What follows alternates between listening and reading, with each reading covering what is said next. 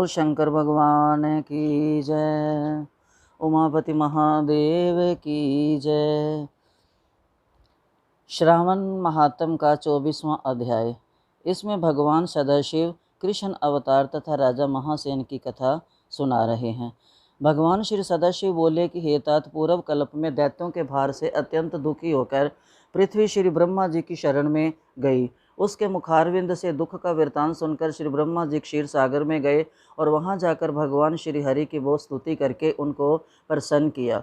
श्री ब्रह्मा जी के मुख से सारी कथा सुनकर भगवान हरि ने श्री ब्रह्मा जी और उनके साथियों से कहा कि हे देवतागण, तुम लोग डरो नहीं। देवकी के उदर से अवतार ग्रहण करके पृथ्वी का कष्ट हरूंगा। आप सब देवतागण पृथ्वी पर जाकर यादव रूप से उत्पन्न हो। ऐसा कहकर भगवान अंतर ध्यान हो गए।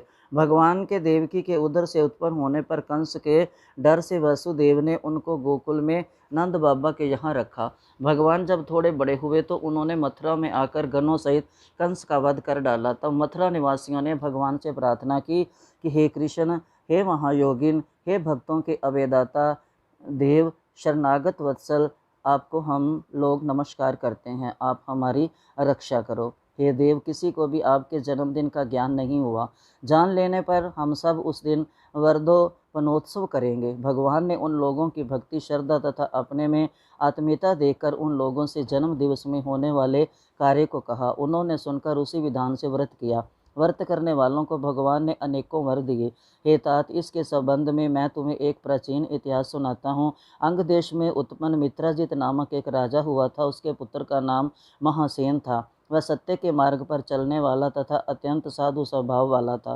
वह प्रजा की देह प्राण से रक्षा करता था। प्रजा भी उस पर जान छिड़कती थी, लेकिन अचानक वह पखंडियों के साथ रहने लगा और वह राजा, जो कि कभी धर्मात्मा था, वह अधर्म में लग गया।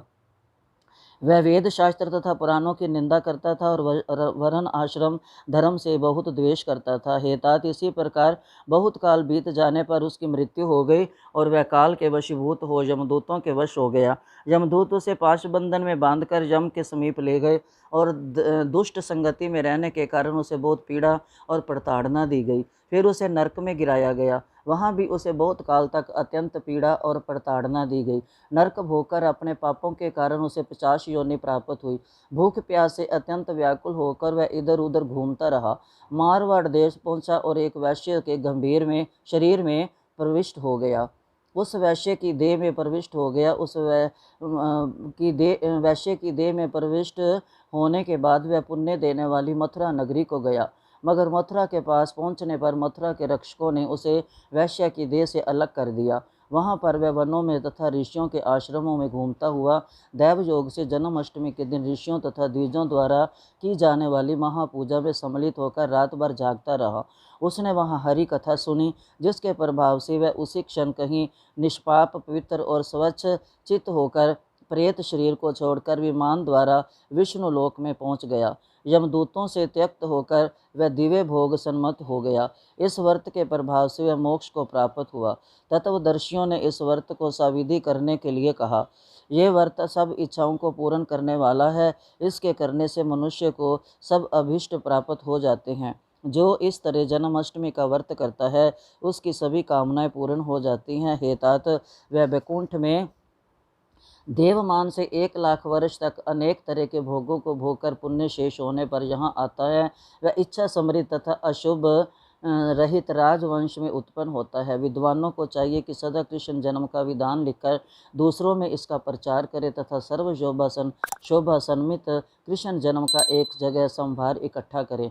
जिस जगह पर व्रत और उत्सव सहित पूजा होती है, वहाँ पर कभी भी पर चक्कर का भय नहीं रहता। उस स्थान पर मेघ स्वेच्छा से वर्षा करता है।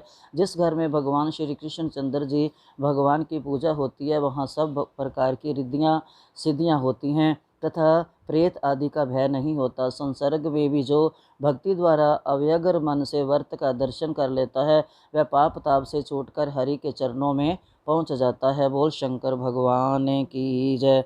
हर हर महादेव। हरे कृष्णा।